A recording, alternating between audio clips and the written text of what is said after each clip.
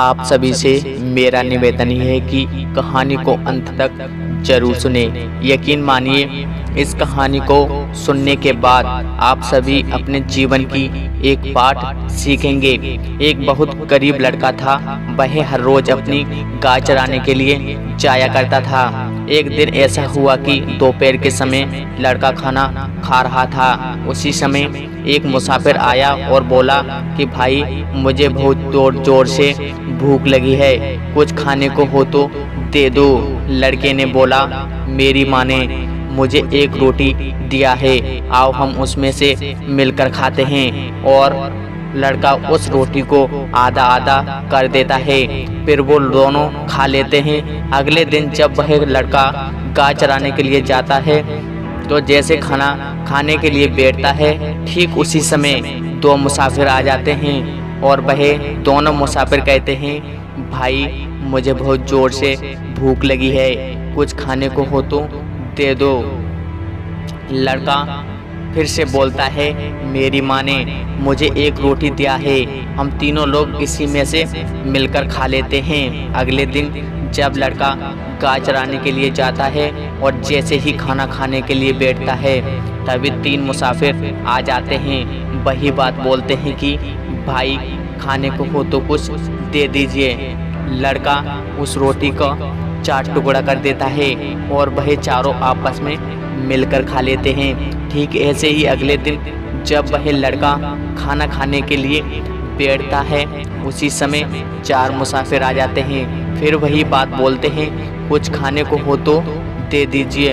वह लड़का उस रोटी का 4 टुकड़ा कर देता है और चारों टुकड़ा आपस में बांट देता है। यह रोटी और बोलता है, यह रोटी आप खा लीजिए, मेरी चिंता मत कीजिए, मेरी माँ मुझे शाम को खाना खिला देगी। खाना खाने के बाद लड़का मुसाफिरों से कहता है कि भाई, यदि आप सभी को रोज़ रोज़ खाना है तो आप मुझे बता दीजिए, मेरी माँ एक रोटी ज़्यादा बनाकर दे देगी और हम लोग अच्छे से खाना खा लेंगे। तो सब लोग बोलते हैं, ठीक है, ऐसी कोई बात नहीं है। ऐसे ही बात करते करते लड़के की उन लोगों से दोस्ती हो जाती है। तब वह लड़का बोलता है कि भाई आप लोग कौन हैं? वह सभी लोग बताने से इनकार करते हैं। बहुत ज़्यादा रिक्वेस्ट करने के बाद उसमें से एक आदमी बोलता है कि हम लोग यमदूत हैं, धरती पर लोगों के प्राण लेने के लिए आते हैं। इतना सुनते ही लड़का बताता है कि भाई आप मुझे बताइए, मेरी मृत्यु कब आएगी? तो वे सभी यह बात बताने से मना कर देते हैं। काफ़ी समय के बाद उसमें से एक व्यक्ति बोलता है, चलो ठीक है, हम बता देते हैं तुम्हारी मृत्यु कब होगी। तब जाकर वह बोलता है कि तुम जिस दिन शादी करके घर आओगे और अपनी बीवी के पास पहली रात को मिलने के लिए जाओगे, उसी रात सीढ़ियों पर सर्प के डसने से तुम्हारी मौत हो जाएगी। कुछ समय बाद लड़के की शादी हो जाती है और वह लड़का पहली रात अपनी बीवी के पास मिलने के लिए जा रहा होता है। उसी समय सीढ़ियों पर एक सर्प होता है जो रो रहा होता है, यह सोच करके कि इसने खुद भूखा रहकर हमारा पेट भरा है और आज मुझे इसको डसना पड़ रहा है। तो उसमें से दूसरा बोलता है, इसके भाई आप डस लो, ये तो हमारा काम है, हमको तो ये काम करना ही पड़ेगा। इतना बात सुनने के बाद वह लड़का बोलता है कि भाई मुझे बस 2 मिनट दे दीजिए, ऊपर मेरी प्रेतमा मेरा इंतज़ार कर रही है, मैं उससे मिलकर के आता हूँ, फिर आप मुझे डस लेना। तो सर्प बोलता है कि नहीं भाई, आपको हम नहीं जाने दे सकते। ऊपर बैठी उसकी पत्नी सारी बातें सुन रही होती है और बहुत दुखी हो रही होती है।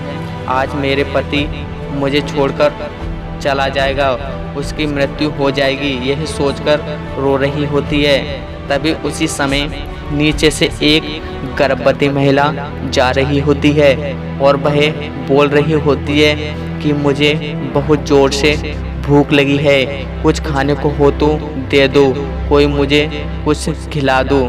जैसे यह बात उसकी पत्नी सुनती है तो वह सोचती है मेरे पास अब इतनी सारी मिठाइयाँ हैं, मैं इनका क्या करूँगी।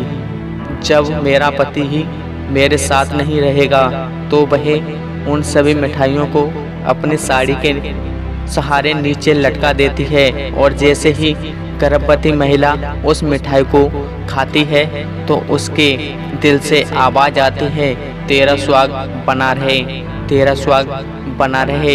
ये बात यमराज जैसे ही सुनते हैं वह बोलते हैं सर्प आप पीछे लौट जाओ, उसको मत डसना क्योंकि उसको इस समय बहुत ही पावरफुल दुआ मिल चुकी है, अब हम इसे मार नहीं सकते। इसके बाद महादेव यमदूत वापस चले जाते हैं और वह लड़का अपनी बीवी के पास चला जाता है। यह कहानी हमें सिखाती है कि हमेशा दूसरों का भला करते रहो। जब हम दूसरों के बारे में सोचते हैं तो ऊपर वाला हमारे बारे में सोचता है। इस यूनिवर्स को जो हम देते हैं वही हमारे पास लौट करके आता है। अब ये आप पर निर्भर करता है कि आप इस यूनिवर्स को क्या देते हैं, अच्छाई या बुराई। हम जो देंगे वही हमारे पास लौट करके आएगा।